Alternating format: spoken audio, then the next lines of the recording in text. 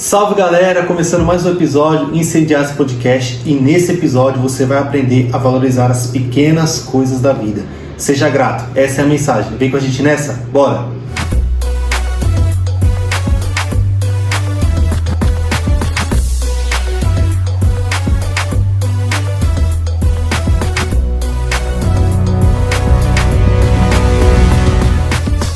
É isso aí galera, começamos Incendiar-se Podcast. Hoje estou aqui com o nosso irmão Jefferson Souza. Como é que você está, irmão? Tudo bem, graças a Deus. É um prazer estar aqui, Vini. Estou muito feliz com essa oportunidade. Mais ainda, glória a Deus. Como é que foi o dia? Cara, foi um dia mais tranquilo. Ontem foi fechamento de mês, né? Trabalho na área comercial, então ontem foi bem mais corrido. Hoje é um pouco mais tranquilo e consegui me programar para chegar. Vou esperar mais 30 dias para correr. Exatamente, que para mim março já começou, né? Para quem trabalha na área comercial já tem que ir pensando aí no próximo mês. É isso aí. Deixa eu falar um negócio para você. Se você chegou até esse vídeo, faz um favor pra gente, curta. Tem um joinha aí embaixo, você clica nele, você ajuda muito o canal, o YouTube entende que o vídeo é relevante, começa a passar para frente. Faça mais, comenta, compartilha com a família, com os amigos, deixa aí se você tá gostando, se você não tá gostando, e acompanha a gente, e bora lá conhecer o nosso irmão Jefferson. Conta pra gente aí, quem é você, Jefferson? Se apresenta pra nós. Bom, eu me descrevo como um cara totalmente apaixonado pela vida. Eu sou muito apaixonado pela vida. E isso aconteceu devido a uma experiência muito forte que eu tive em 2012. Eu tive um problema de saúde, né? Mas antes de falar sobre tudo isso, dando um overview de quem eu sou, eu tenho 33 anos, eu sou casado com a Paola. Nós somos pais de gêmeos, Levi e Rael. Eles têm 8 meses, vão fazer 8 meses, aliás, no próximo dia 4. E é a melhor fase da minha vida, assim, cara. Era o meu sonho ser pai, não imaginava que seria em dobro. Mas Deus foi muito bom com a gente, essa questão de paternidade. Sei que existe muito receio das pessoas, porque é uma responsabilidade grande. Mas eu falo que a gente é privilegiado porque nós não temos tanto problema com sono, eles dormem a noite toda. Então realmente uma vez ou outra acaba acordando uma vez na noite assim, mas não... E se um acordar, acorda o outro, né, chorando? Cara, por incrível que pareça, por isso que eu falo que a gente é privilegiado. Não, às vezes o Levi acorda, ele tá lá chorando, o Rael continua pleno, e vice-versa. A gente sai do nosso quarto e chega lá.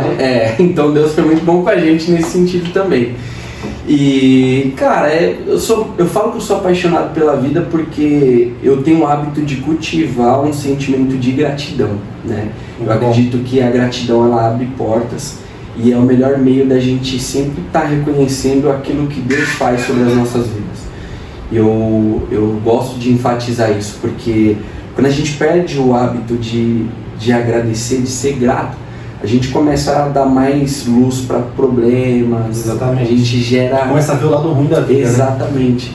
E eu tenho certeza que todo mundo tem motivo para agradecer, cara. O simples fato da gente estar respirando já é o maior motivo. Né? Exatamente. E assim, falando, né, entrando aí sobre essa experiência e sobre respirar e tal, eu passei a ver a vida com outros olhos em 2012, quando eu tive uma crise de uma doença rara, que ela se chama porfiria, né? E a que eu tive é especificamente a porfiria aguda intermitente. É uma doença que ela afeta os músculos e os nervos. Então, só para vocês terem uma noção, eu cheguei a ficar em estado vegetativo, eu mexia só os olhos, eu não me comunicava com as pessoas, eu cheguei a usar fralda, né? Então, hoje quem me vê dessa forma assim não tem noção, né? Não tem noção. Eu sempre faço uma analogia que eu sei que é muito forte. As pessoas que já viram como que eram os judeus no campo de concentração, o meu corpo ficou semelhante ao deles, assim, dava para contar todas as costelas, fiquei com saboneteira, desnutrido, né? Desnutrido, cara, eu cheguei a perder 30 quilos em 2 meses, assim, mais ou menos. E foi uma situação que me tocou bastante, né? Então eu sempre compartilho isso com as pessoas, porque um ponto que é interessante, né, a gente se perguntar por que a gente está passando por algumas lutas. E eu acredito piamente que existe um propósito em todas as coisas. Sim. Quando a gente está de fato ali com Cristo, né, junto de Deus, entendendo que existe um propósito para a nossa vida, nada do que acontece é em vão. Ainda que não aconteça da forma que a gente espera, existe um propósito de Deus para que a gente evolua, para que a gente cresça. Ainda que nós percamos alguma coisa, é uma oportunidade para abençoar outra pessoa. Sim. E você já conhecia Jesus nessa época? Eu conhecia, e por incrível que pareça, foi no início da minha conversão.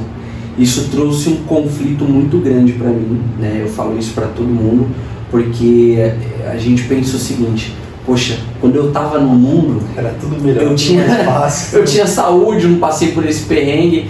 E aí eu me converti em 2011, foi uma experiência bem bacana, assim, a forma como o Senhor me conduziu para essa decisão. Eu vivi uma vida totalmente desregrada, ia em algumas festas que realmente era um negócio muito mundano, as companhias não eram daquelas que agradavam os meus pais. Não era daquelas que agradavam, era um negócio terrível, assim, da minha mãe não dormia à noite, sabia que eu chegava muitas vezes embriagado, né? Cheguei a experimentar algumas coisas que não devia. E aí o que aconteceu? Eu comecei a me cansar dessa vida, né? Eu me recordo que toda vez que eu chegava em casa, que eu ia colocar a chave no portão, eu podia ter feito tudo que eu gostava durante o dia, saído com quem eu queria estar, gastado o dinheiro que eu tinha, mas na hora que eu colocava a chave no portão, aquele vazio dominava meu peito. E eu falava assim, poxa, o que adianta, cara? E aí eu começava a lembrar de algumas coisas que pessoas que já eram convertidas me falavam: Deus tem um propósito na sua vida. Aí aquilo foi queimando, sabe? Falava assim, será que é isso mesmo? A curiosidade vai aparecendo. Exatamente. Aí teve uma noite, Vini, que eu tinha voltado de um rolê com uns amigos e a gente sentou numa esquina perto de casa. E tava dando a hora de eu ir pra minha casa, né, de madrugada. Dando a hora de madrugada. E eu já tava incomodado, porque eu já tava pensando, cara, na hora que eu for colocar aquela chave na fechadura, aquele vazio vai pegar de novo. E ali naquela esquina, de madrugada, eu falei assim, se Deus realmente existe, por que Ele não fala comigo? Pensei, não verbalizei isso pra ninguém. A gente tava, né, numa vibe meia, a gente tinha consumido álcool e tal, E eu assim, pensando comigo mesmo, aquele silêncio, a gente uma brisa muito louca lá. E aí do nada apareceram 3 senhoras andando na avenida, sabe? Irmã de oração, aquelas do copo. Essa eu conheço. Elas vindo assim e tal, e elas começaram a andar na nossa direção. Na hora minha barriga doeu, cara, porque eu pensei assim, eita, que se eu provoquei o homem lá em cima, agora ele tá mandando a resposta. E aí elas chegaram, foi um negócio muito simples, mas que ali eu já senti uma interação de Deus comigo. Elas entregaram um panfleto para cada um de nós.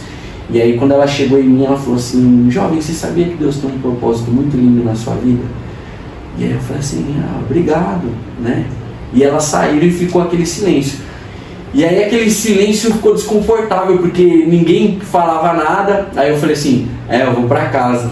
E aí eu fui quebrar o gelo. Aí levantei, cara, guardei aquilo ali comigo. No dia seguinte eu tomei uma decisão que eu falei, eu vou pra igreja e eu não vou contar pra ninguém, nem pros meus pais. Porque eu pensava o seguinte, se eu for pra igreja, eu tenho que mudar radicalmente. Eu não queria fazer as coisas do modo errado. Sim. Eu tinha o hábito de falar palavrão, né? Enfim, muitas coisas que eu sabia que não agradava a Deus. E aí eu peguei uma Bíblia e fui pra igreja escondido. Não falei pros meus amigos, nem nada. Cara, aí começou a queimar no meu coração. Comecei escondido, não falava pra ninguém. E aí nesse meio tempo eu conheci a minha esposa, né? Ela já congregava na igreja. A gente começou a namorar, e eu sei que não é um exemplo assim para todos, porque existe aquele desafio. Eu tinha acabado de começar a ir para a igreja, ela já estava firme, e eu sei que para muita gente ficava aquele receio, poxa, será que esse cara não vai arrastar ela para o mundo? Porque geralmente é o que acontece, né? Exatamente. Geralmente é o mais fácil. Exatamente. E eu comecei a congregar na igreja dela, foi um negócio bem... E aí o primeiro apelo que me fizeram, a gente estava na casa da avó dela, era um culto de ação e graças, e o objetivo era alcançar a vida dos primos dela, né? Os meninos davam trabalho na época. E aí eu fui lá, já estava congregando, a tia dela fez o apelo, e ali eu falei, cara, hoje eu decidi entregar minha vida para Jesus. E entreguei ali naquele dia. Falei, agora eu sei que é um compromisso, não me cobrei daquela visão que eu tinha, sabe? Sabia que era um processo, que aos poucos eu ia... Tinha uma noção, né? Exatamente. E aí comecei, cara, a frequentar a igreja, participar da escola bíblica dominical, né, para aprofundar na palavra. Foi uma experiência bem bacana, assim. E o que me marcou bastante nesse meio tempo, teve um dia que eu estava na escola dominical, né, bíblica dominical, e aí o tema era sobre família. E quando eu olhei naquela sala, todo mundo que estava na sala comigo tinha os seus parentes dentro da igreja. Eu não tinha. Meu pai ele não estava frequentando a igreja, minha mãe tinha parado de ir, minhas irmãs também não iam. E eu fiquei pensando nisso e tal. Por incrível que pareça, o professor, ao final da aula, ele chamava alguém para orar pelo tema. E chamou logo eu. Aí na hora eu pensei assim, nossa, logo eu que não tenho família aqui. E eu fiz uma oração que ali virou uma chave na minha vida. Por que eu gosto de enfatizar isso, né? Porque, cara, aquilo que a gente coloca em oração tem um poder muito forte no mundo espiritual. Ainda que eu não visualizasse, no dia que eu fiz aquela oração, depois eu entendi que eu liberei uma palavra, um destino sobre a minha vida. Eu falei assim para Deus que eu entregava a minha vida totalmente para Ele e que Ele pudesse mexer no que precisasse mexer para que a minha família estivesse aos pés do Senhor. Autonomia para Ele. Aí vai vendo o que aconteceu, cara. Logo em seguida, fiquei doente, né? Comecei a sentir dores abdominais, fui pro hospital e a princípio ninguém sabia o que era, foi um negócio muito forte. Os médicos desconfiaram de Guillain-Barré, que é uma doença parecida, que é rara também. Eu fui a primeira vez pro hospital sozinho, e aí eles fizeram uma bateria de exames, deu tudo normal. O médico falou assim, cara, seus resultados estão melhor que o meu. Com dor. E eu com dor. Eles me deram morfina, pra você ter noção, tanto que eu tinha de dor lá, eu tava realmente incomodado. Passou, eu tomei o medicamento e fui pra casa. Passou o efeito, e aí eu falei assim, aí voltou 2 vezes pior, porque a doença tava... E aí eu falei pro meu pai, eu falei assim, pai, me leva no médico, porque cara, eu tô muito mal. A gente foi pro médico, chegou lá, mesmo médico me atendeu, chamou meu pai numa sala e falou assim, pai, é o seguinte, aqui não é o lugar do seu filho. Ele muito provavelmente deve estar com uma crise de abstinência, querendo dizer que provavelmente era por conta de ausência de drogas. E aí o meu pai ficou com aquilo na cabeça, ele pensou assim, poxa, meu filho acabou de se converter, como assim? Não faz sentido. Não faz sentido. Só que o médico não falou isso pra mim. E beleza, recebi alta, tomei o medicamento de novo, fui pra casa. Cara, passou o efeito da medicação, veio pior. Aí eu falei, não, pai, eu tô ruim, cara, eu acho que estourou alguma coisa aqui por dentro, vamos pro hospital. Tô falando de um jeito bem, mas o cenário era bem caótico. A gente voltou pro hospital e ele pediu que eu fosse atendido por um outro médico, que ele não ia sair dali enquanto... E aí me internaram, cara, me internaram. É uma história muito longa, né? Sei que eu tento aqui resumir. Inclusive eu comecei a escrever um livro e fiz uma pausa, vou retomar, porque eu acho que tem que ler agora, né? A história completa. E cara, assim, foi uma experiência bem punk, eu fiquei internado. Assim que eu fiquei internado eu convulsionei. De uma forma resumida, foram 83 dias. 83 dias. Eu entrei no dia 14 de novembro. Quase 3 meses. Dia 14 de novembro de 2012, saí em fevereiro do ano seguinte. 83 dias internado, 35 dias na UTI, 13 dias entubado de forma consciente. Eu escutava tudo o que as pessoas falavam, ligado nos aparelhos. 2 convulsões, início de falência múltipla dos órgãos. E eu tive uma experiência com Deus nesse período que foi um negócio pra virar a chave mesmo, sabe? Ainda lidar com o conflito da mente, né? Acabou de se converter. Exatamente. Eu cheguei a Jesus, achei que ia ser tudo fácil, tudo tranquilo, o que tá acontecendo comigo. Eu acho que o ápice, assim, dessa reflexão que você citou agora foi no dia que eu perdi os meus movimentos por completo, né? Eu estava no quarto junto com a minha esposa, que na época era minha noiva, meu pai e a minha mãe. E aí eu tinha dificuldade para andar, eu falei assim, eu preciso ir no banheiro. Pai, você pode me ajudar?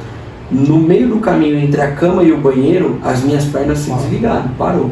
E ali parece que a ficha de todo mundo caiu, ele realmente está definhando. E ninguém descobriu o que eu tinha. Até aí ninguém sabia. Não tinha um diagnóstico ainda, fazendo exames e tal. E aí, naquele momento, sabe, de desespero, assim, a minha esposa, ela sempre me deu um apoio muito grande, ela sempre foi uma referência de fé pra mim, aprendi muito com ela. Eu pedi para os meus pais saírem do quarto porque eu precisava conversar com ela, e foi justamente esse ponto que eu trouxe para ela. Eu falei assim: amor, eu sei que Deus existe, mas a percepção que eu tenho é que os olhos dele não estão voltados para mim. E a mulher, ela tem um papel crucial, cara. Ou ela te dá uma palavra para te levantar, ou ela te termina de matar. E ela liberou uma palavra para mim que foi a ignição, assim, para eu continuar na fé. Ela falou assim: já é o seguinte, eu sei que tá difícil para você, só que a partir desse momento você vai se apegar em quem? Em mim. Vai ser na sua mãe, vai ser no seu pai. Você já sabe quem Deus é. Se tá difícil com ele, imagina sem ele daqui pra frente. Fortalece a sua fé. E eu falei assim, eu até me arrepio, cara, porque isso daí pra mim foi como uma bomba, sabe? Eu falei assim, não é isso, eu tenho que continuar na fé. Não acabou a luta aí, né? Tipo, eu ainda tava em fase de descoberta da doença e tal. E aí eu coloquei o fone, fui escutar louvor, eu falei, preciso escutar algo que me edifique. E aí começou uma jornada, cara. Depois disso comecei a ter apneia, tipo, parar a respiração enquanto estava dormindo, né? Aí fui pra UTI. Na UTI eu sofri maus tratos. Tudo foi permissão de Deus, cara. Tudo foi permissão de Deus. Aí você lembra da autonomia que você deu pra ele na oração. Exatamente. E aí, por que eu falo que até mesmo esses maus tratos que eu sofri foi uma permissão de Deus? Como, não sei se todo mundo sabe, né, no hospital só tem direito a acompanhante crianças e idosos que já têm uma idade, né, na maioria dos hospitais costuma ser assim. Acompanhante direto. Né? Direto. E eu não tinha isso, era só visita e era muito chato pra mim ficar lá sozinho. E aí quando eu tava entrando na UTI, a chefe da enfermagem, ela chamou o auxiliar e falou assim, pega ele pelas pernas aí que eu vou pegar pelo braço e a gente passa ele pra outra cama. Eu não tinha os movimentos, que eu já tinha perdido. Sim. Ela me jogou de uma forma desleixada e eu resmunguei na hora que eu senti dor. Nessa hora ela soltou uma palavra assim de baixo calão e falou, você tá reclamando por que você tá tetraplégico, por acaso? E eu falei, nossa, será que é esse o tratamento que eu vou ter aqui? Enfim, entrei pra UTI. Na mesma madrugada ela me acordou para dar um medicamento de taquicardia, porque o meu coração estava muito acelerado, e ela me acordou de uma forma brusca e socou literalmente 2 comprimidos na minha boca. Como eu não conseguia deglutir, que estava parando os movimentos, eu, assustado, cuspi um comprimido. E aí ela soltou outro palavrão lá e saiu do quarto sem me dar a medicação. Aí eu comecei a pensar assim, nossa, cara, será que essa mulher que vai ficar cuidando de mim aqui, eu tô ferrado, já era, agora acabou. E aí eu comecei a pensar, eu preciso falar isso pra alguém, senão ela vai me matar aqui. Meu pai chegou na visita no dia seguinte e eu tive uma crise de choro muito grande. Porque eu fiquei no dilema, eu vou falar pra ele e eu sei o que ele vai falar pra ela. E o que ela vai alegar? Ah, o seu filho tá à base de muitos medicamentos, provavelmente é por conta de uma alucinação e tal. Cara, dito e feito, falei pra ele. Na verdade, deixa eu corrigir esse ponto aqui que é muito importante. Eu falei pra ele e o meu pai acreditou em mim. Ele ligou pra minha mãe e falou assim, fica com ele aqui no quarto que eu tenho que ir na diretoria do hospital resolver um negócio. Ela, o que aconteceu? Ele não falou pra ela na hora. E foi lá na diretoria do hospital, bateu na porta, falou assim, e ele literalmente quebrou o pau lá, cara. Ele falou assim, vocês estão tratando meu filho de uma forma, ele tava muito alterado. Aí a diretoria do hospital falou, calma pai, senta aqui, escreve uma carta e deixa aqui que a gente vai ler e volta lá pro quarto que a gente já fala com o senhor. Ele fez isso, tinha ameaçado de processar o hospital e tal. Voltou pro quarto e aí minha mãe sem entender nada, daqui a pouco chega a diretora do hospital junto com outros caras e falou assim, pai, a gente pode conversar com o senhor lá fora? Ele, não, vocês vão conversar comigo aqui na frente dele, não tem o que esconder dele. Aí dito e feito. A conversa começou assim, então, pai, como o senhor sabe, ele está à base de muito medicamento, provavelmente isso é fruto de uma alucinação, essa não é uma conduta que a gente segue no hospital.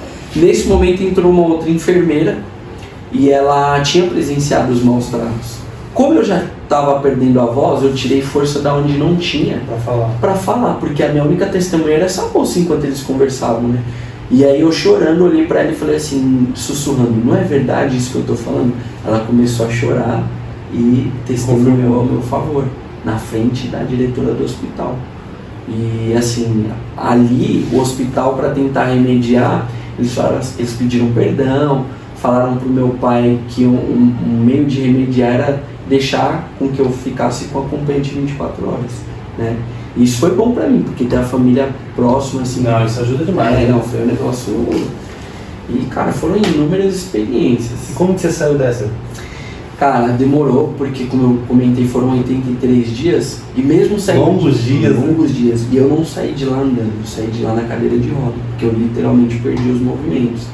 Você falou que afeta a musculatura, né? Afeta, e assim, demorou um mês para que fechasse o diagnóstico. Até isso foi uma provisão de Deus, assim, porque eles estavam lá reunidos para discutir o meu caso. Nesse momento passou um residente recém-formado que escutou a conversa e ele tinha ouvido falar da doença de uma forma superficial na faculdade. Aí ele se intrometeu na reunião e falou assim: eu desconfio que esse paciente tem. Tipo, ele foi um anjo de Deus. Até que enfim a teoria funcionou. Exatamente. Aí o chefe lá do hospital falou assim: o que você acha que é? Eu suspeito que ele tem a porfiria, tá? Mas qual que é o caminho aqui pra gente fechar o diagnóstico? Ele falou assim: então, o exame tem que ser feito fora do Brasil. A gente tem que colher a urina dele e mandar pra fora do Brasil. Tá, então vamos seguir aí. E aí esse cara ficou, né, na supervisão do meu caso. Eles colheram a urina e o laboratório ficava nos Estados Unidos. Olha só que coisa louca. Demorava 7 dias para sair o diagnóstico. Quando a coleta, né, do meu exame chegou no aeroporto nos Estados Unidos, o cara que estava transportando deixou a maleta cair e quebrou. Aí ele ligou de lá e falou assim: vai precisar coletar de novo. Aquela maleta que não poderia cair. E eu tava definhando. Só que, cara, eu tô falando de uma forma muito resumida. Deus, ele trabalha nos detalhes. Nessa época eu atuava numa empresa multinacional, na indústria farmacêutica, que ela me deu todo o suporte. Eles freitaram um voo para que levasse a nova coleta, para que fosse mais rápido. E aí fechou o diagnóstico. Fechou o diagnóstico. Quando eles descobriram que era porfiria, eles sabiam como tratar. Só que aí entrava uma outra luta, porque como se trata de uma doença rara e ela não era reconhecida aqui no Brasil, o medicamento que eu tinha que tomar vinha de fora. Burocracia, liberação da Anvisa, enfim.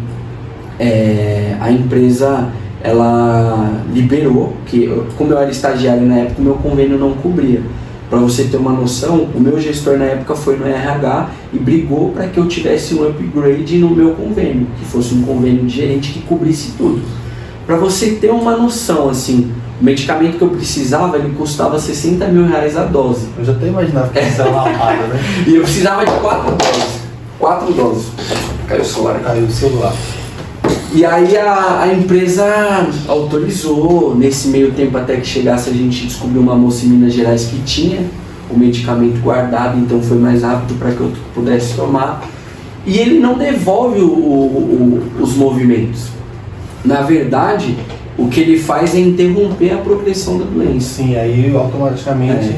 Tomei, ela parou de progredir, só que aí começava um outro caminho, que agora tinha que fazer fisioterapia, fonoaudiólogo, nutricionista, passar com tudo. E foi uma experiência assim bem marcante. Eu falo para todo mundo que o dia mais tenso foi na semana do Natal, que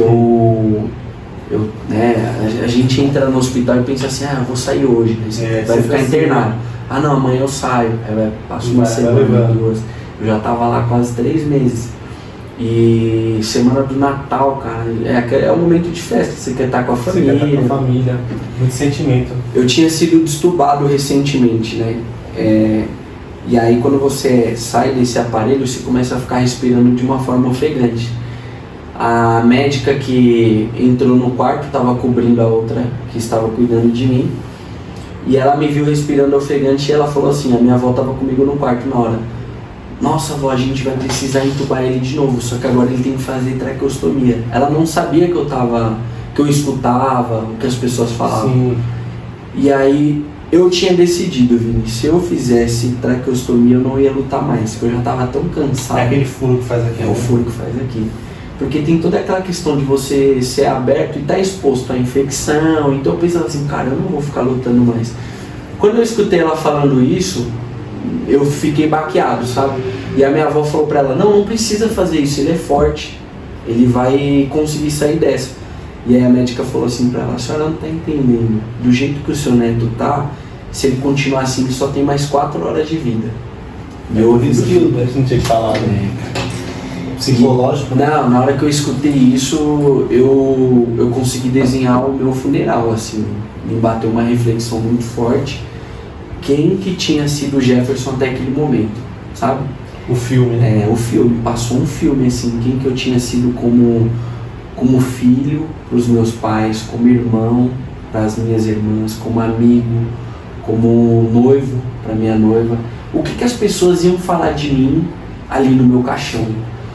E aí eu pensei, poxa, eu tô com 22 anos, e eu falei assim para Deus, nossa, Senhor, se o Senhor me der uma segunda chance, eu vou viver a vida da melhor maneira possível. E quando eu falo da melhor maneira possível, não é questão de riqueza, cara, é você realmente desfrutar dos momentos simples, sabe? Sim. Nesse momento, a minha avó ligou gastar a vida com o que realmente vale a pena. Exatamente. A minha avó ligou pro meu pai, falou assim, corre pro hospital porque vão entubar ele. Meu pai foi correndo, cara. E não tem nenhum problema em expor isso, meu pai reconhece. Na época, meu pai, ele bebia muito, né? Ele mesmo fala que ele se considerava um cara alcoólatra. E além disso, ele fumava bastante. Pra você ter uma noção, ele chegava a fumar 3 maços por dia. Era muita coisa, cara. E aí, só pra você entender por que eu tô falando isso, ele correu pro hospital e quando ele chegou lá, eles já estavam pra me entubar. E ele falou assim pra médica, não, vocês não vão entubar ele, eu quero que saia todo mundo do quarto porque eu quero conversar com meu filho. E aí a médica falou assim, pai, o senhor sabe que a gente tá seguindo um procedimento médico, chegou a abordar pra ele que se eu viesse a óbito, a responsabilidade seria dele. Ele falou, eu quero que saia todo mundo do quarto. E aí saiu todo mundo, ficou só eu e ele. Na hora que meu pai entrou, eu sou o único filho homem dele, né? Ele tem mais 5 meninas. Eita. Cara. E a gente tem uma ligação muito forte. O meu pai, ele chegou assim pra mim na cama, ele sabia que eu ouvi, ele falou assim, cara, você não pode morrer. Você é meu melhor amigo. Se você morrer, o que vai ser da minha vida? E eu não podia fazer nada, porque tipo assim, a minha respiração tava... Sim. Eu só lembro da lágrima descendo assim, caindo no ouvido, eu não tinha nenhum movimento de levar a mão, cara, pra limpar, sabe? E aí o meu pai, ele fez um ato de fé que eu nunca tinha visto. Eu nunca tinha presenciado até aquele momento, com 22 anos de idade, o meu pai conversando com Deus. Meu pai, ao lado da cama, se colocou de joelho e ele falou para Deus o seguinte, Senhor, eu sei que eu nunca conversei com o Senhor como deveria. Se o Senhor não levar meu filho, eu me comprometo a nunca mais colocar um copo de álcool na boca e nem um cigarro. E aí, num ato de fé, ele levantou e saiu do quarto. Tipo assim, falou pra médica, não precisa entubar ele que ele vai ficar bem. Glória a Deus. Cara, foi... Então, por que eu falo que tudo existe um propósito, sabe? De repente, você que tá aí do outro lado tá passando por alguma dificuldade, seja na questão de enfermidade, seja porque você perdeu um emprego, enfim, pode ser N situações. Se você tem a convicção que a sua vida está na mão de Deus, não importa o que aconteça, cara. É a mesma coisa quando os discípulos estavam no barco, né, e veio ali aquela tempestade, foi a primeira experiência deles.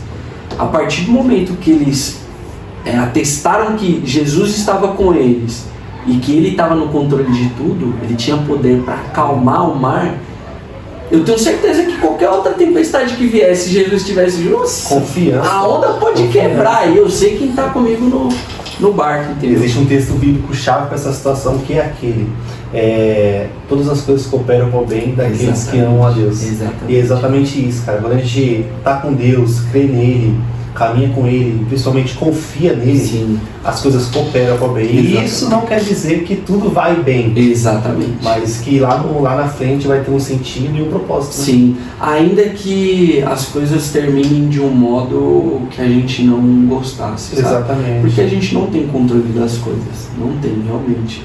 Eu penso que, ainda que o Senhor tivesse determinado a minha partida naquele dia, ia ter um propósito. Ia ter ficado uma semente na terra, na vida de alguém, para quem continuasse aqui, entendeu? Isso... Seu pai que viu de perto lá, né? E assim, de verdade, ele honrou até hoje. Meu pai não bebe, ele não fuma. Esse foi um dos motivos que eu acredito que Deus permitiu. Existem N situações, porque quando a pessoa passa por uma enfermidade, né, e ela está com Cristo, não quer dizer somente a respeito da vida dela. Aqueles que estão ao redor também são impactados. O tempo todo com a oração que você fez lá, né? Que faça o que for preciso, exatamente, né? Exatamente. E assim, me marcou muito. Eu recebi alta depois, aí eu tive, né, que fazer fisioterapia. Existe um processo, cara. Existe um processo. É um negócio muito louco. Demorei pra ter minha independência, autonomia. Voltar a andar de novo. Sim. Isso com 22 anos. 22 anos. Novo, né? É difícil imaginar, cara. Não, porque você tá na flor da idade, digamos assim. Eu gostava muito de andar de moto, cara. Muito. E aí não podia mais. Porque, né, tinha que recuperar os movimentos, passar por todo o processo. Eu conto um testemunho, dentro desse testemunho, né? Quando eu recebi alta, eu fui pra casa da minha avó, porque era um sobrado, e lá tinha condições de ter atendimento home care. Eu passei a ter enfermeiro em casa, né, fisioterapeuta e tal. E aí teve uma noite, Vini, que eu comecei a escutar as motos passando na rua. E eu não tinha movimento, eu não tinha o controle do tronco. E olha só, eu comecei a fazer uma pergunta errada ali naquele momento, assim, pra Deus. Eu falei, nossa, eu sei que o Senhor é infinitamente poderoso. Por que eu não durmo e quando eu acordo eu tô com os meus movimentos de novo? E aí Deus falou algo muito forte no meu coração, assim, você está fazendo a pergunta errada. E aí na hora que eu escutei aquilo, eu falei assim, é verdade, porque eu estou colocando a minha fé em xeque. Não tem que colocar Deus na parede. Se eu sei que Ele pode fazer isso, eu não tenho que obrigar Ele a fazer, porque existe um processo. E aí, cara, eu dormi, falei assim, não, vou confiar, tal. E antes de dormir, eu peguei o fone e falei, eu vou escutar aqui um louvor para edificar minha fé. E aí o meu celular na época ligou numa rádio gospel. Cara, na hora que eu liguei, eu não tô pegando uma frase assim e colocando num contexto pra dar uma, sabe... Chocar. Na hora que eu liguei, o pastor que tava pregando, ele falou assim, sabe por que Deus não curou suas pernas ainda, meu irmão? Porque Ele sabe que se Ele fizer isso nessa noite, você se desvia do caminho dele. Cara, aquilo ali foi uma bomba pra mim. Eu fui dormir tranquilo e falei, se eu precisar ficar 20 anos sem andar, eu fico. Sabe? Mas que eu permaneça no caminho do Senhor. Fiquei em paz, cara. Aí beleza, chegou o próximo domingo, eu tava na igreja. E aí eu congregava numa igreja pentecostal daquela, sabe? Reteté mesmo, cara. Até o tutano. E aí na hora do louvor assim, eu fiquei vendo os irmãos pulando na presença do Senhor, tal, o cara na bateria quebrando, a irmã liberando a palavra, eu na cadeira de roda lá na frente. Aí eu fiz diferente, eu não contestei, eu não coloquei Deus na parede. Eu simplesmente pensei comigo, eu não verbalizei, eu falei assim, nossa Senhor, como eu queria estar em pé agora para estar pulando na sua presença junto com os meus irmãos. Na hora que eu fiz isso, a irmã que estava com o microfone, ela saiu do altar. Olha que experiência louca, cara. Ela veio andando na minha direção, o louvor continuou, e aí ela começou a orar. Colocou a mão no meu joelho, colocou a mão no meu pé, e começou a orar em línguas lá. E eu comecei a sentir meu corpo queimando. E olha a ousadia dessa irmã. Ela falou assim, no microfone, diante de toda a igreja, na cadeira de roda: Jefferson, Deus está mandando você levantar para a cadeira de roda agora. E eu não vou mentir, na hora eu fui incrédulo, cara. Eu falei assim, eita, que se essa irmã falou na carne vai passar vergonha, eu e ela agora. E cara, minha esposa tava do lado, eu falei assim, não, beleza, é óbvio que a atenção da igreja veio toda pra mim, a responsabilidade. A pessoa tem que estar num fio muito fino com o Senhor para liberar uma palavra dessa. E aí eu coloquei a mão assim nos braços da cadeira de roda, e aí o louvor continuou, eu virei pro lado e falei assim pra minha esposa, me ajuda a levantar, porque eu sentia que eu precisava de um impulso. E aí eu fiz a força no braço assim, e eu senti uma mão na minha lombar que ela queimava muito. A minha ficha não tinha caído ainda. Eu pensei assim na hora, olha a incredulidade que eu tava, eu pedi pra Deus, né, eu pensei assim, a Paola, que é a minha esposa, ela deve estar com febre, porque a mão dela tá muito quente.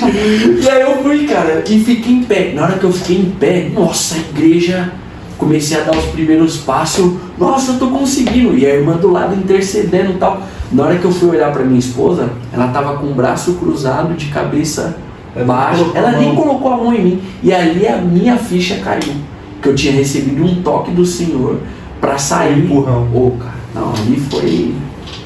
Por isso que eu falo, né? A gente, sabe, não tem que questionar o porquê, mas o pra quê.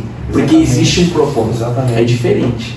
Não indague ao Senhor, cara. Se você entrou numa situação e você tem a convicção que a sua vida está na mão dele, existe um propósito para isso. Eu acho incrível a capacidade do ser humano de ser incrédulo, né? É. A gente sempre busca no cabeça para dar errado. Vai dar errado.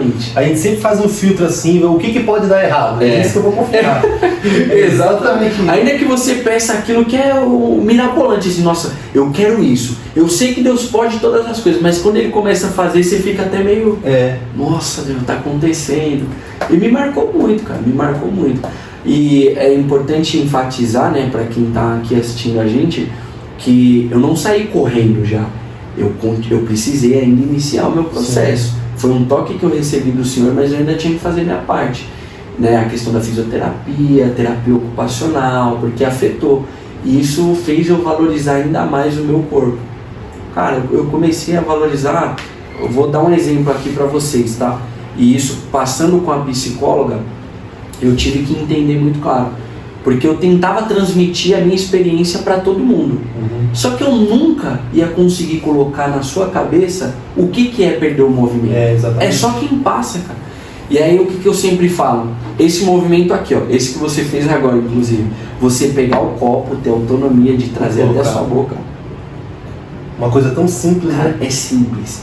Isso aqui pra mim é uma riqueza indescritível. Eu falo que a nossa riqueza tá aqui. E a gente só dá valor quando perde. Exatamente. Quando eu tomei o meu primeiro gole de água, a fono que estava fazendo exercício comigo, ela chorou. Uma profissional, 14 anos de experiência. Ela falou assim...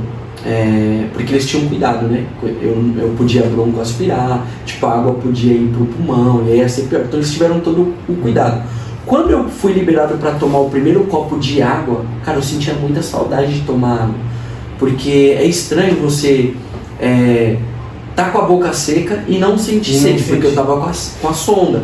Então eu pensei assim, nossa, quando eu tomar aquela sensação da água descer. Quando eu tomei água, eu comecei a chorar igual uma criança, cara. E aí ela falou assim, nossa, por que você está chorando? Aí eu falei, eu tinha muita saudade de tomar água. E ela começou a chorar. Ela falou assim, em 14 anos de profissão, nunca vi alguém valorizar algo tão simples. Então eu procuro transmitir isso para as pessoas, sabe? Não, isso é muito bom, cara. As pequenas coisas da vida são as mais valiosas. Exatamente. Né? Os momentos, a gente está sentado numa mesa conversando. Exatamente. Quão valoroso é isso? Exatamente. Esse momento de comunhão, de você trocar uma ideia com a pessoa que está passando por isso. Exato. Meu, tomar uma água. Não, é um negócio... Como pode isso? Porque a gente não consegue ver. Não, eu sou apaixonado por água. A gente, quando você está longe do problema, quando isso acontece na vida do outro, para você é muito distante, pra gente é muito distante. Você não consegue sentir o real sentimento das coisas. Exatamente. E eu tive essa dificuldade, né? E assim, a psicóloga ela me ajudou bastante. Porque eu precisava entender algumas coisas também, né? A questão da mente ela é muito importante. Se não há mais, né? Não, cara, e eu ficava frustrado. Por exemplo, se eu conversasse com você antes de ter esse entendimento, eu levantasse da mesa com a percepção, o Vini não entendeu que perdeu o movimento. Eu ficava frustrado. E aí eu entendi, é uma experiência minha, não adianta. Existem algumas coisas que é só você, não adianta. Não tem como você pode compartilhar, mas o outro, ele só vai ter entendimento quando ele realmente tiver essa experiência. Existe uma coisa que eu falo direto aqui no podcast, que Deus, a nossa vida tem um contexto. E o nosso contexto ele é usado para ser aplicado na vida de outras pessoas. Sim. Igual você tem autoridade para falar sobre isso com qualquer pessoa, com um coração, sentimento, com vivência, uma coisa que talvez eu não tenha. E talvez eu tenha um repertório maior em outra área. Exatamente. Eu vou ter esse contexto para passar para outras pessoas. Igual a gente vê pessoas que eram dependente químico, ex-presidiários, você vê o cara hoje prega na cadeia. Aí você vai ver, o meu contexto de vida permite que eu pregue com uma pessoa que perdeu os movimentos, mas talvez não que eu pregue num presídio. Exatamente. Então Deus, ele tem as suas tribos, cara. Quando eu leio Mateus 24, que povos, línguas, tribos e nações, é isso que eu imagino, cara. Várias tribos, vários povos que precisam ser alcançados. Exatamente. E assim, cada um com a sua experiência, a particularidade, né? É óbvio que eu procuro falar essa experiência para todos, porque assim, de repente a pessoa pode fazer uma analogia com outra situação, mas é importante destacar, assim, que, cara, tem coisa que é você e Deus, sabe? Então eu aprendi isso de uma forma bem dura. É algo que me marcou bastante. E eu quero que você fale um pouquinho também hoje do atual, porque no começo você começou dizendo que era apaixonado pela vida, agora eu tô entendendo o porquê, né? Sim. E isso a beleza da vida é bom de enxergar, cara. Igual, às vezes eu tava conversando com meu sogro e com o tio da Ana, e eles tiveram uma vida muito sofrida, sabe? No Nordeste, eles começam a contar a história deles assim, eu não tinha dinheiro pra comer, só tinha farinha. E eu sempre tive tudo na minha casa. Eu sentado na mesa com esses dois caras, eu olhando esses caras conversando, eu falo, meu Deus do céu, cara, eu nunca passei por um negócio desse. Eu nunca passei por um negócio desse e eu, através da vida deles, eu consegui agradecer antes de eu ter que sofrer aquilo. É isso, E nesse dia eu fui bastante tocado por Deus e eu falei, obrigado, Deus, por ter a oportunidade de aprender sem sofrer. Exatamente. E essa é a maior sabedoria. É melhor você aprender com a experiência do outro do que você esperar passar. Exatamente. Entendeu? Porque assim, você conseguiu ver gratidão sem ter a necessidade de passar pela escassez. Isso é ótimo. Porque a partir daquele momento se dá mais valor ainda. Exatamente. Aquilo que você passa. Um prato de comida, cara. Você tá aqui almoçando, tem gente que não tem isso, cara. Esses dias eu tava conversando com a minha esposa, né? A gente faz a reflexão. A gente, né, procurou estudar, né, se estruturar para que a gente tivesse uma vida confortável. E a gente começou a refletir. Nosso primeiro carrinho era um carro sem ar-condicionado. A gente lembra que a gente passava num buraco e caía a lâmpada dele, né? Entendeu? E hoje a gente tem um carro mais confortável. E cara, gratidão. Não é porque eu saí desse modelo para esse que eu não vou deixar de agradecer. E procura lembrar sempre, cara, onde que eu tava, onde que eu tô hoje. E não é por questão de ganância ou ambição exagerada, mas cara, agradece e reconhece a evolução, sabe? Porque Deus, ele vai abrindo porta, né? É aquele ditado, né? A grama do vizinho é sempre mais verde. Exatamente. Né? Porque quando você tem uma coisa, você sempre acha que o do outro é melhor. Sim. Aí você tá lá com o seu carrinho, sem direção, duas portas, mas tem um cara que nem carro ele tem. Exatamente, cara, é isso. Aí tem aquela da bicicleta, então aí não, eu vou além, né? Eu paro pra pensar assim, cara, eu estava numa cadeira de roda. Eu queria andar, entendeu? É exatamente essa analogia. Eu acho que é muito importante essa reflexão. Eu e a minha esposa, a gente tem um hábito, é uma rotina que a gente criou já, né? Como eu falei, nós somos pais de gêmeos, os meninos vão fazer 8 meses. Toda noite, quando a gente vai colocar eles para dormir, a gente ora junto. E a primeira coisa que a gente faz na oração, antes de pedir qualquer coisa para Deus, é sair agradecendo por tudo que vem na mente ali na hora.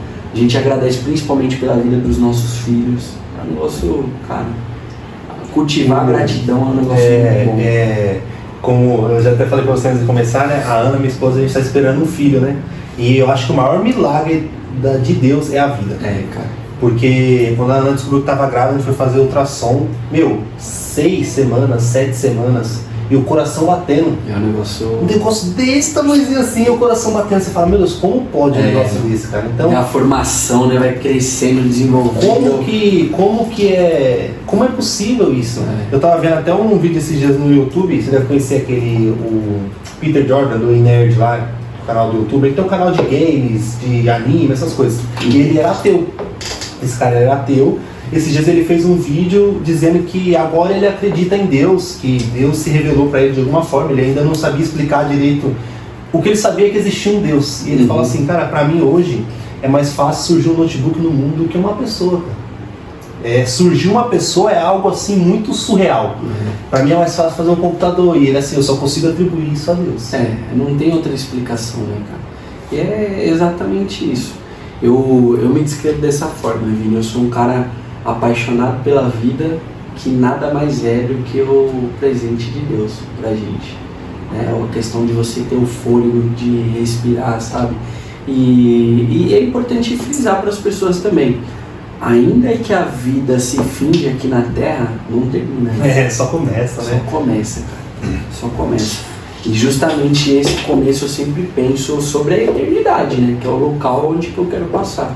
Então, por que não, né, cultivar desde já, agradecer, porque eu quero passar a eternidade com o meu Senhor. Essa tem que ser o maior desejo de todo cristão. Exatamente, o maior anseio, né, cara? Não, com certeza. E a gente começa a ver e valorizar a vida e começa a entender, os textos bíblicos vão vindo na mente. Sim. E a gente lembra quando Deus ele soprou sobre Adão o fôlego de vida. Exatamente. Aí a gente passa por esses textos e assim, nossa, ele assoprou, olha que legal. É. Mas não tem esse peso. Não tem. Não tem o peso de você, era algo sem vida, Exatamente. nada, e a partir daquele momento é um ser vivente. Você sabe que você falando algo sem vida, né? Uma reflexão que eu sempre faço também, Ezequiel 37, que fala do vale de ossos secos. Né? Por que eu falo que existe sempre um propósito? Se a gente parar para analisar essa passagem, ela começa falando assim: veio sobre mim a mão do Senhor.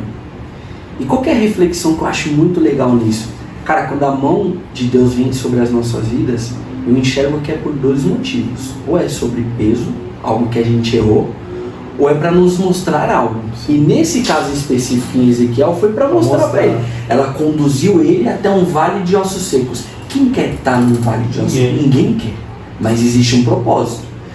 E aí esse texto, ele mostra, né, que ele foi e veio sobre mim a mão do Senhor e em espírito me levou a um vale de ossos secos. Cara, por que é importante a gente discernir a mão do Senhor sobre as nossas vidas e no espírito? Porque através disso vem a revelação. Você começa a entender o porquê que você está vivendo aquilo. E olha que interessante. Deus questiona, né, para o profeta: poderão reviver esse mundo? Ele faz a pergunta, né? O que ele responde? O Senhor que sabe, é o Senhor. Não tem como eu saber, porque é um cenário improvável, cara. É um lugar de morte. Ainda fala sequíssimo, sequíssimo, né? Exatamente, bem lembrado. Ele destaca sequíssimos. Então, tipo assim, é um extremo. E aí ele fala: só o Senhor sabe. Porque ali o profeta, ele está reconhecendo: eu não tenho a resposta para isso. É só o Senhor que pode fazer. A partir do momento que a gente tem esse discernimento, eu acredito muito que começa a vir os comandos de Deus sobre esse cenário, sabe? Porque ele começa a falar. Então declara, libera a palavra. Você sabe que só eu sei, mas através da minha palavra na sua boca, esse cenário vai mudar. Vai reviver os ossos. Vai reviver os ossos. E aí, gente... Não, é um negócio, cara, eu até compartilhando aqui, né? Eu falei pra você, eu tô passando por uma fase com a minha mãe, que é um tratamento oncológico. A Jaque, que veio aqui recentemente, falou de uma experiência que foi muito forte. E a gente acredita firmemente que existe um propósito nisso. Né? Poxa, Jefferson, mas você passou lá atrás e agora de novo, cara, você confia que a sua vida está na mão de Deus? Vamos pra cima. O que vier, cara, existe um propósito e a gente vai viver esse processo, entendeu? Algo que a gente tem que trabalhar na mente também. E a gente declara desde já que ela está curada. É isso, cara. A gente tem que ter essa convicção na nossa mente. Esperar em Deus, né, cara? Exatamente. Confiar nele e vamos viver, né? Sim. Porque entregando a vontade a Ele, que a vontade dele é melhor do que a nossa. Exatamente. A vontade dele é boa, perfeita e agradável. Esse é um dos grandes textos bíblicos que eu sou apaixonado, cara. A vontade de Deus é boa, perfeita e agradável. Exatamente. Porque pela nossa vontade, cara, talvez a gente nem aqui estaria hoje. É verdade. E é importante a gente fazer essa análise, né? Porque, cara, eu penso assim: se eu não fui levado pelo Senhor naquela ocasião, é porque com certeza Ele tem algo para mim ainda aqui. E eu quero viver isso na sua intensidade, na sua profundidade. E eu procuro sempre pedir para Ele discernimento para estar debaixo da mão dele, sabe? Não, é muito legal, cara, muito legal. O poder de Deus, cara, quando a gente começa a aprofundar, eu falei pra você antes de começar, cada história, a gente vai assim, cada coisa que a gente escuta, que a gente vai vendo que Deus, ele trabalha de várias formas diferentes. Sim. E é sempre, cada vez parece mais improvável. Sim. Ele vai lá e, desde o vale de ossos secos até curar uma doença rara, até uma dor de cabeça, uma febre, igual a gente vê que Deus ele faz coisas extraordinárias. Mas coisas simples também, igual Jesus ele curou a sogra de Pedro de uma febre.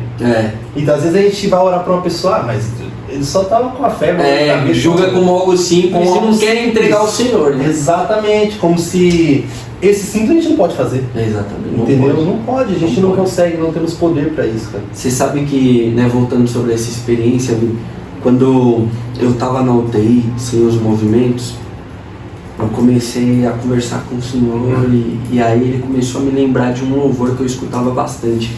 Antes de tudo isso acontecer, tinha um louvor do Davi Sasser, que era, se eu não me engano, o nome do louvor é Sobre as Águas. Sim. Toda vez que eu escutava, Um clássico, né? eu começava a chorar copiosamente. A minha esposa, na época era minha noiva, ela chegava em mim e falava assim: por que você chora tanto quando você escuta esse louvor? Eu falava pra ela na época: eu não entendo, mas eu amo essa letra, esse negócio fala muito comigo. Deus já estava me preparando naquela época para essa experiência que eu ia viver. E por que eu estou falando desse louvor aqui? Na UTI, Deus trouxe à minha memória essa letra, né? Que fala assim: se o sol se pôr e a noite chegar, tu és quem me guia. E ele fala assim: se o mar me submergir, a tua mão me traz à tona para respirar. Por que isso me chamou a atenção na hora? Eu estava ligado nos aparelhos. Dificuldade de respirar. E aí ele fala o louvor: me traz à tona para respirar. E eu estava sem andar. E logo em seguida o louvor fala: e me faz andar sobre as águas. Cara, no dia que caiu a minha ficha, por que eu chorava lá atrás desse louvor, a minha confiança foi a 200%. Eu tinha certeza que eu não ia morrer ali. Porque Deus falou comigo através daquele louvor. Eu falei: cara, tá, Deus fala com a gente a todo Glória a momento. Deus, fala. Essa é verdade, fala. Negócio sobrenatural, né? Inclusive tá falando agora pro pessoal que tá assistindo, né? Exatamente. Às vezes a pessoa tá ali sem expectativa de vida nenhuma, vou abrir o YouTube ali, vou assistir um vídeo cara. e dar de encontro com a palavra de Deus, que é o poder de Deus para a salvação do mundo. Exatamente.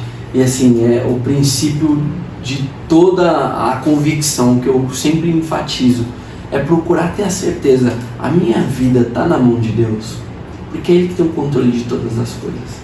Quando a gente tem autonomia de tirar Ele, né, do controle, porque é quando você não quer se submeter, você quer fazer do seu jeito, é a hora que você quebra a cara, que você vai ter experiência que vai te decepcionar, entendeu? Então eu procuro sempre falar isso. É importante a gente ter a convicção que a nossa vida está na mão de Deus. E ele deixa, né, como um pai com aquele filho teimoso. Exatamente. Aconselha, o filho bate o pé e vai lá.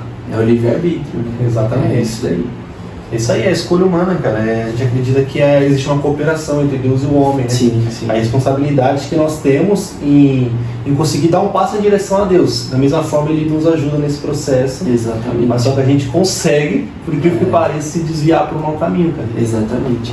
E por isso que eu bato muito nesse ponto de gratidão, porque a gratidão, inevitavelmente, é algo que te faz lembrar, né, do que você passou.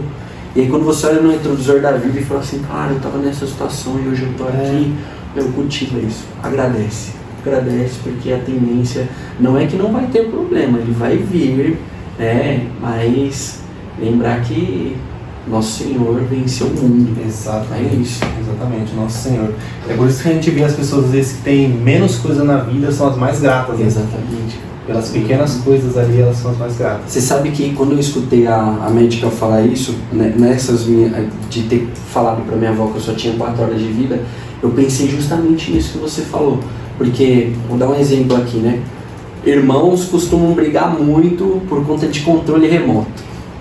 Cara, eu lembrei disso.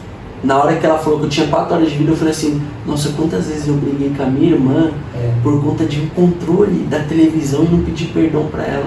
E agora pode estar chegando o final da minha vida e eu não tenho oportunidade de pedir perdão para ela. Quantas vezes eu respondi a minha mãe e não pedi perdão, sabe? E agora está chegando aqui. Então fica a reflexão para quem está assistindo, né? E se Deus te recolhesse hoje? Quantas pessoas eu queria falar eu te amo e eu não falei? Entendeu? Ou liberar um perdão, pedir perdão, que isso é libertador. É libertador. É um negócio que vira a chave da nossa vida. Não, cara, é aquilo, né? Eu acho que a lição que fica nesse episódio de hoje é você ver Deus nas pequenas coisas, valorizar e agradecer a cada coisa, cara. Porque as coisas mais simples da vida só Deus pode nos dar. Exatamente. Porque a gente vive tanto no piloto automático com as coisas aí que a gente acaba esquecendo que a gente precisa de Deus para isso. Exatamente. E assim, até é importante você ter tocado nesse ponto também. Não tô aqui falando que eu sou o cara perfeito, né? Você falou do ponto automático. Muitas vezes eu acabo caindo nessa cilada, cara. Mas o fato de cultivar a gratidão me impede que eu... Faz lembrar. E me impede de eu entrar nessa rotina e permanecer nela. Cara, toda vez que você agradece, cultivar. Tem um louvor do F-Hop lá que eu gosto bastante, o nome dele é Gratidão. Ele começa, né? Nada novo achei para dizer então, como expressar minha gratidão. Então vou levantar as minhas mãos e louvar. Ponto. Então é um louvor de gratidão que eu não tenho mais nada para pedir, somente agradecer. Exatamente. Eu já tive muitos momentos assim com Deus, que entrar em oração e não conseguir pedir nada, cara. Quando eu começo a falar da gratidão, eu me sinto constrangido. Eu falo, cara, por que eu vou pedir isso daqui? Olha o tanto que eu tenho para agradecer. Senhor, hoje a minha oração é só agradecer. Eu não tenho nada para te pedir. Obrigado por quem o Senhor é na minha vida. Sem contar que tudo isso que a gente falou aqui ainda se torna pequeno quando nós olhamos para a cruz, né? Nossa, cara, é verdade. Tudo isso aqui ainda... Imparável, vai reclamar por quê? Exatamente, entendeu? É um plano perfeito.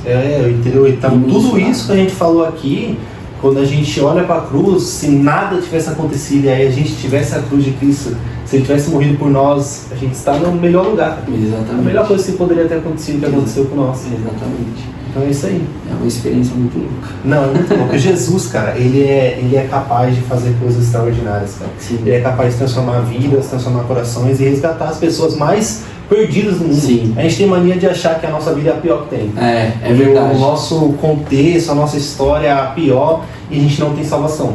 É a gente cai na cilada de achar que a gente está num buraco tão fundo que Jesus não pode mais nos alcançar. É verdade. Mas Jesus, ele tem poder para buscar qualquer profundidade. Não existe situação que ele não possa agir. Não existe cenário assim que ele não possa converter, sabe? Eu penso muito nisso. Todo dia.